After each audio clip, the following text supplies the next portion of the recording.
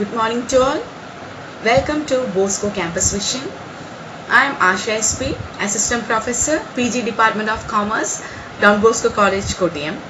So let's begin with our class.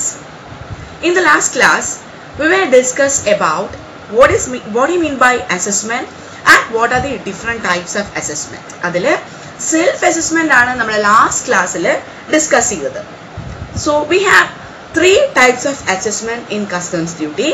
First one is self-assessment, second one is provisional assessment, and third one is reassessment. So self-assessment we already nokiyadana. So self-assessment is an assessment which is done by the importer or exporter himself. So today we are going to look into what do you mean by provisional assessment. So provisional assessment is defined under section 18 subsection 1 of Customs Act of 1962. So provisional assessment is known as a midway relief before final assessment. Okay, so കുറച്ചും കൂടെ simple ആയിട്ട് explain ചെയ്യാം. So ഇനി പറയാൻ പോകുന്ന 4 കേസിലാണ് provisional assessment conduct ചെയ്യുന്നത്, which is done by the proper customs officer. So the first one is when the self-assessment is not conducted by the importer or exporter. First case il importer allengil exporter self-assessment conduct cheyidilla ennundengil proper officer appam avaru oru written request proper officer nayikkum that self-assessment is not conducted by them. So ee case il proper officer ne provisional assessment nadatham.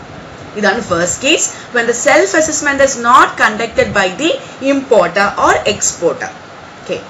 The second case is, or second situation is when all the document has been submitted by the importer or exporter, but proper officer thinks that it is necessary to verify again, or it is necessary to conduct an enquiry about the documents.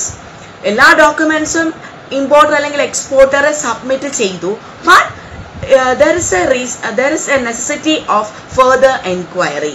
ഇനി എന്തോ ഒരു doubt proper ഓഫീസറിന് തോന്നിക്കഴിഞ്ഞാൽ ഒരു further എൻക്വയറിയും കൂടെ ആവശ്യമുണ്ടോ തോന്നിക്കഴിഞ്ഞാൽ provisional assessment proper ഓഫീസറിന് നടത്താം. The third one is when it is necessary to conduct a verification of imported goods or exported goods. Import ചെയ്ത ഗുഡ്സ് അല്ലെങ്കിൽ എക്സ്പോർട്ട് ചെയ്ത ഗുഡ്സിന് എന്തെങ്കിലും ഒന്നും കൂടെ ഒരു വീണ്ടും ഒരു വെരിഫിക്കേഷൻ നടത്തണമെന്ന് അസസിംഗ് പ്രോപ്പർ ഓഫീസറിന് തോന്നിക്കഴിഞ്ഞാൽ സെൽഫ് പ്രൊവിഷണൽ അസസ്മെന്റ് പ്രോപ്പർ ഓഫീസറിന് കണ്ടക്ട് ചെയ്യാം. The last one is the document has not been submitted by the proper officer. ഈ 4 സിറ്റുവേഷനിലാണ് provisional assessment conducted by the proper officer. So the first one is when the self-assessment has not been made by the importer and exporter, and in writing he makes a request to the proper officer for provisional assessment. And the second one is where all the documents and records has been submitted by the importer or exporter, but the proper officer thinks that there is a necessity of further enquiry. The third one is where the proper officer thinks that there is a necessity of verification അല്ലെങ്കിൽ further enquiry of imported or exported goods. And the fourth one is that where there no documents or no record has been submitted by the assessee. ഈ 4 കേസിലാണ് provisional assessment conduct ചെയ്യുന്നത്. Okay, so before provisional assessment is conducted, നമുക്ക് വേണമെങ്കിൽ നമുക്ക് ഇങ്ങനെ പറയാം, provisional assessment is a assessment which is conducted before the final assessment. Self assessment നടത്തിയില്ല എന്നുണ്ടെങ്കിൽ പ്രൊവിഷണൽ അസസ്മെന്റ് നടത്താം. ഫൈനൽ അസസ്മെന്റിന്റെ മുന്നേ ഉള്ള അസസ്മെന്റിനെയാണ് നമ്മൾ പ്രൊവിഷണൽ അസസ്മെന്റ് എന്ന് വിളിക്കുന്നത്. ഓക്കെ, സോ ഈ പ്രൊവിഷണൽ അസസ്മെന്റ് കണ്ടക്ട് ചെയ്യുന്നതിന് മുമ്പ് the importer or exporter has to submit a bond as a security. Okay, ഇതിനു മുമ്പ് പ്രൊവിഷണൽ അസസ്മെന്റ് കണ്ടക്ട് ചെയ്യുന്നതിന് മുമ്പ് ഒരു ബോണ്ട് സെക്യൂരിറ്റി ആയിട്ട് ഇമ്പോർട്ടർ അല്ലെങ്കിൽ എക്സ്പോർട്ടർ പ്രോപ്പർ ഓഫീസറിന് സബ്മിറ്റ് ചെയ്യണം. സോ ഈ ബോണ്ടിനെ നമ്മൾ പ്രൊവിഷണൽ ഡ്യൂട്ടി ബോണ്ട് എന്നാണ് വിളിക്കുന്നത്. Provisional duty bond. Okay, so ഇത് എന്തിനാണ് ഈ ബോണ്ട് സബ്മിറ്റ് ചെയ്തതെന്ന് വെച്ചാൽ നമ്മൾ ഫൈനൽ അസസ്മെന്റിന് മുമ്പ് നടത്തുന്ന ഒരു അസസ്മെന്റ് ആണ് പ്രൊവിഷണൽ അസസ്മെന്റ് എന്ന് നമ്മൾ ഓൾറെഡി ഡിസ്കസ് ചെയ്തു. ഓക്കെ, സോ പ്രൊവിഷണൽ അസസ്മെന്റ് നടത്തുന്ന സമയത്ത് an amount of customs duty has been determined by the proper officer, okay, before the final assessment is conducted. നമ്മളൊരു കസ്റ്റംസ് ഡ്യൂട്ടി ഡിറ്റർമിൻ ചെയ്യും. ആ customs duty പിന്നെ നമ്മൾ നടത്തുന്ന ഫൈനൽ അസസ്മെന്റിന്റെ കസ്റ്റംസ് ഡ്യൂട്ടിയെ കാട്ടിലും ചെറിയ എമൗണ്ട് ആണ് എങ്കിൽ ബാലൻസ് എമൗണ്ട് ഇമ്പോർട്ടർ അല്ലെങ്കിൽ എക്സ്പോർട്ടർ അടയ്ക്കണമല്ലോ. സോ അത് അടയ്ക്കാൻ വേണ്ടിയിട്ടുള്ളൊരു സെക്യൂരിറ്റിക്ക് വേണ്ടിയിട്ടാണ് ഈ ബോണ്ട് ഒരു സെക്യൂരിറ്റി ആയിട്ട് ഇമ്പോർട്ടർ അല്ലെങ്കിൽ എക്സ്പോർട്ടർ പ്രോപ്പർ ഓഫീസറിന് സബ്മിറ്റ് ചെയ്യുന്നത്. ഓക്കെ, സോ ഈ ബോണ്ടിനെ നമ്മൾ എന്താ വിളിക്കും? Provisional duty bond. Okay, so next one, the procedure of provisional assessment.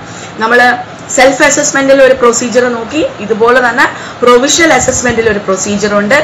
So the first one is execution of provisional bond, provisional duty bond.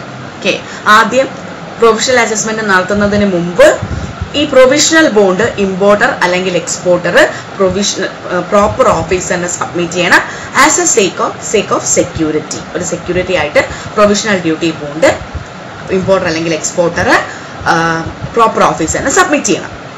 This is the first procedure. The second one is ഈ provisional duty bond must be entered in both the bond register as well as provisional duty register. Okay, so ഈ രണ്ട് രജിസ്റ്ററിലും ഈ ബോണ്ടിന്റെ details enter ചെയ്യണം. This is the second step. Okay, the third one is that നമുക്കറിയാം, നമ്മൾ നേരത്തെ കഴിഞ്ഞ ക്ലാസ്സിലും നമ്മൾ ഡിസ്കസ് ചെയ്തിരുന്ന bill of entry. Okay, so ഈ bill of entries ന്റെ copies. Next one is next step is submission of bill of entry. ഈ bill of entry യുടെ ഡീറ്റെയിൽസ് നമ്മൾ ഈ ബുക്സിൽ both the bond register as well as the provisional duty registerൽ നമ്മൾ record ചെയ്യണം. and the bill of entry must be serially numbered. Okay, and the next one is finalization of provisional assessment. ഈ നാലാമത്തെ സ്റ്റെപ്പിലാണ് നമ്മൾ provisional assessment നടത്തുന്നത്. And the last step is finalization of final assessment. Okay, അപ്പൊ ഞാൻ പറഞ്ഞു provisional അസസ്മെന്റിൽ നമ്മളൊരു amount of customs duty determine ചെയ്യും. ഓക്കെ, ദെൻ അതിനുശേഷം ഫൈനൽ അസസ്മെന്റിൽ നമ്മൾ ഒരു amount of customs duty determine ചെയ്യും. സോ ഈ പ്രൊവിഷണൽ അസസ്മെന്റിൽ ഒരു കസ്റ്റംസ് ഡ്യൂട്ടി ഡിറ്റർമിൻ ചെയ്താൽ it must be paid by the customs authority. Okay, so എന്നിട്ട് നമ്മൾ ഫൈനൽ അസസ്മെന്റ് നടത്തുമ്പോൾ ഈ ഫൈനൽ അസസ്മെന്റിൽ നമ്മൾ ഡിറ്റർമിൻ ചെയ്തിരിക്കുന്ന amount of customs duty provisional അസസ്മെന്റിൽ നമ്മൾ ഡിറ്റർമിൻ ചെയ്ത എമൗണ്ട് ഓഫ് കസ്റ്റംസ് ഡ്യൂട്ടിയെ കാട്ടിലും വലുതാണെങ്കിൽ, ആ എമൗണ്ട് പ്രൊവിഷണൽ അസസ്മെന്റിൽ നമ്മൾ ഡിറ്റർമിൻ ചെയ്ത എമൗണ്ടിനെ കാട്ടിലും വലിയൊരു എമൗണ്ട് ആണെങ്കിൽ the balance amount must be remitted by the importer or exporter. Okay, അപ്പോൾ ഈ balance amount has been paid by അല്ലെങ്കിൽ the deficiency amount must be paid by the importer or exporter along with the payment of interest. Okay, ആ interest define ചെയ്തിരിക്കുന്നത് section 28AB പ്രകാരം അനുസരിച്ചാണ്. So at present the amount of interest shall be 18%. Okay, ഇനി തിരിച്ചാണെന്നുണ്ടെങ്കിൽ the amount assessed അല്ലെങ്കിൽ the amount of customs duty assessed on provisional assessment is അത് നമ്മുടെ final അസസ്മെന്റിന്റെ ഡ്യൂട്ടിയെ കാട്ടിലും ചെറുത് ആണെങ്കിൽ, ഓക്കെ, അതായത് നമ്മൾ ഫൈനൽ അസസ്മെന്റ് ചെയ്ത എമൗണ്ട് പ്രൊവിഷണൽ അസസ്മെന്റിനെ കാട്ടിലും ചെറിയ എമൗണ്ട് ആണ്. Okay, the balance amount must be refunded to the importer or exporter along with the amount of interest. അപ്പോൾ നമ്മൾ ഡെഫിഷ്യൻസി ഇമ്പോർട്ടർ അല്ലെങ്കിൽ എക്സ്പോർട്ടർ അടച്ചാലും ഇൻട്രസ്റ്റ് അടയ്ക്കണം. തിരിച്ച് റീഫണ്ട് ചെയ്യാനുള്ള എമൗണ്ട് പ്രോപ്പർ ഓഫീസർ അടച്ചാലും നമ്മൾ എന്ത് ചെയ്യണം? along with the ഇൻട്രസ്റ്റും കൂടെ ചേർത്തിട്ടായിരിക്കണം ആ പേയ്മെന്റ് നടത്തുന്നത്. And at present the amount of interest is 18%. Okay, and this is the procedure of provisional assessment. Okay, so again the provisional assessment is defined under section 18 subsection 1. So provisional assessment is a midway relief before the final assessment, or we can say that provisional assessment is an assessment before the final assessment is done. അപ്പോൾ 4 case നമ്മൾ നോക്കി എപ്പോഴൊക്കെയാണ് provisional assessment നടത്തുന്നത്. First case self assessment നടത്തിയിട്ടില്ല എന്നുണ്ടെങ്കിൽ, second കേസിൽ ഡോക്യുമെന്റ്സും റെക്കോർഡ്സും exporter അല്ലെങ്കിൽ importer submit ചെയ്തു, but he is not satisfied with that documents. The third one is proper enquiries അല്ലെങ്കിൽ proper verification is needed for the imported goods or exported goods, and the fourth one is no documents has been submitted by the exporter or importer. And നമ്മൾ provisional assessment നടത്തി കഴിഞ്ഞായിരിക്കും final assessment നടത്തുന്നത്. So ആ amount, final അസസ്മെന്റിന്റെ amount വലുതാണെന്നുണ്ടെങ്കിൽ the deficiency amount must be paid by the exporter അല്ലെങ്കിൽ importer. ഇനി ചെറിയൊരു എമൗണ്ട് ആണെങ്കിൽ the excess amount shall be refunded to the importer or exporter by the proper officer along with the amount of interest at the rate of 18%. So that's all about with provisional assessment. Okay. So the next one is reassessment. We shall discuss what do you mean by reassessment in the next class.